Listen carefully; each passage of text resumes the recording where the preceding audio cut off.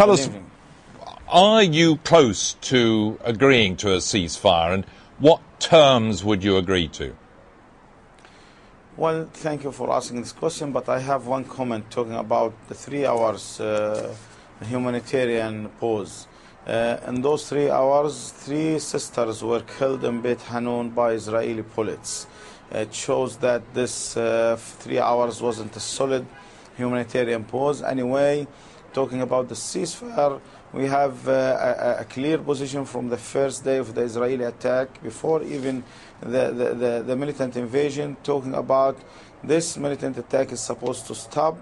The next thing, including the withdrawal for the Israeli troops. The second point, the siege is supposed to be left for Gaza, opening all the crossing points. If that happened, I think some political ideas can be discussed, including the ceasefire. But no one can talk about such ideas under the Israeli fire. Would you be willing to guarantee that you would stop firing missiles or rockets into Israeli territory? Well, I would to ask about guarantees from the Israelis, because... Well, let me ask you, you're Hamas, so I'm asking you about what your guarantees would be, because there has to be action from both sides, obviously. Yes, I know that I am Hamas, but I have to say that we had 3 times ceasefire with the Israelis, and every time the break of this fire or the violation was from the Israeli side. 2003, 2005, and the last ceasefire in 2008. There was more than 53 Israeli violations, killing 28 Palestinians in this ceasefire.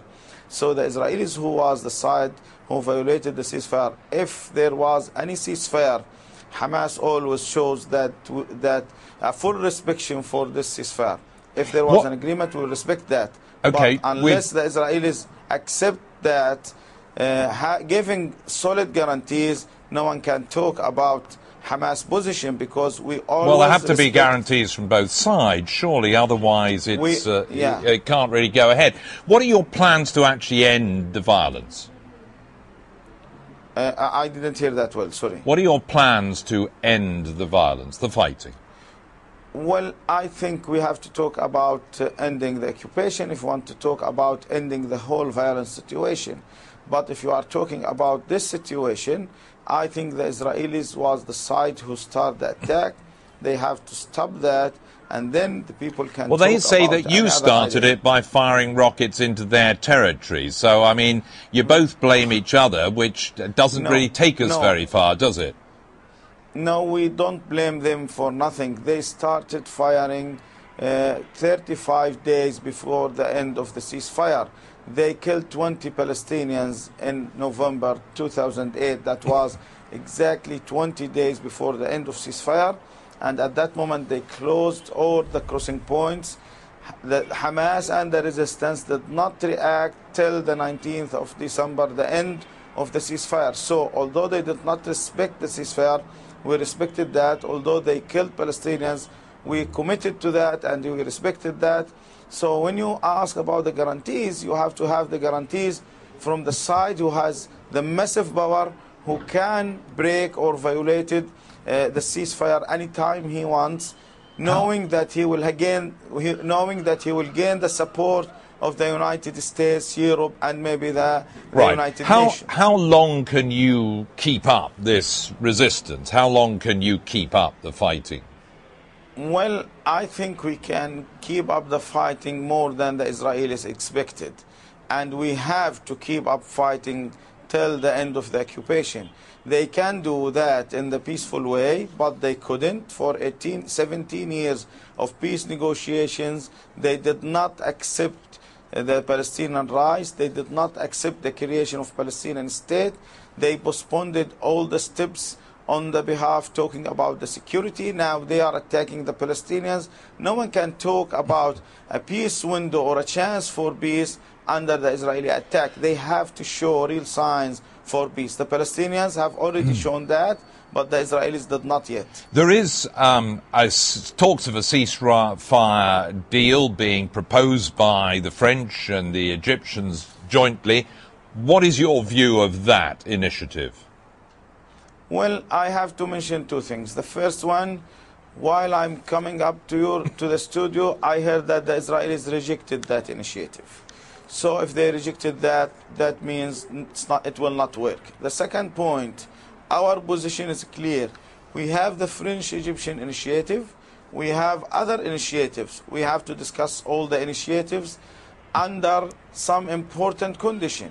We have to receive a positive acceptance from the Israelis, because all the times the Palestinians gave positive reaction while the Israelis gave negative reaction. This time we have to wait. If they said that they will accept, I think we will start talking about our position. I mean, presumably you want an end to the fighting as soon as possible because your people are suffering, and many would say that you should share responsibility for their suffering, for their death, because you're involved in a conflict that has two sides. Well, I think the Israelis are trying to use killing the civilians to make pressure on on Hamas. But they have to know those people who are killed, they are our own people, they are our own families, they are our own members and their families.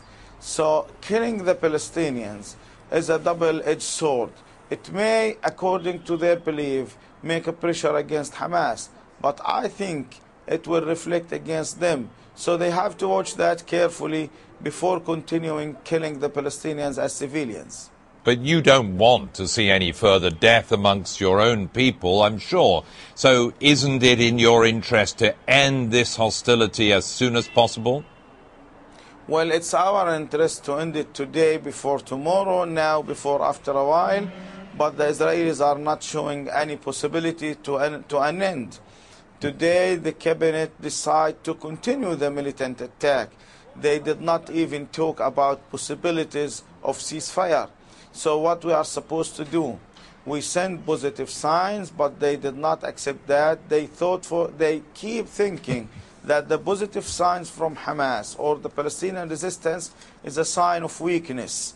They have to understand the resistance will be continued at the time the occupation is present. So they have to make the decision.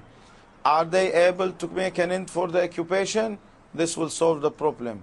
Without that, for 6 decades, they couldn't stop the Palestinian resistance. They will not be able to stop the resistance, even it will take more time, because they are occupying our lands. This is the main point. You're really offering them or the world at large who is watching this with great horror, I'm sure, you're offering very little positive initiative for people to get hold of, for people to believe that there could be an end to this, a satisfactory and peaceful ceasefire anytime soon. No, we are giving all the positive signs for the world. Let's say that. What about their opinion of ending the attack against Gaza? They have to say that we are ready at least, but they have already rejected the French-Egyptian initiative. It shows that they don't want an end for that. I think they said that because they believe by gaining more time they can break down the Palestinians. Well, if there is an attack, the Palestinians have no choices. They have to defend themselves. If there is a window for the political solution, both sides are supposed to show their positive reaction towards that. From our side, we have already showed a positive sign. We said, let them stop the attack. Let me just ask you this. Do you seriously believe that Hamas and Israel can ever live peacefully side by side? Well, you have to ask the Israelis, because the issue is not Hamas issue. The Palestinians accepted to negotiate the Israelis. Yasser Arafat signed an agreement with them, and they finally killed him. They put him under the siege for 3 years, and finally he was killed. This shows how the Palestinians were positive. Yasser Arafat jailed his own people. He kept the resistance. He protected Israel, but finally they killed him because they asked for more. They don't want the peace. They want to have everything.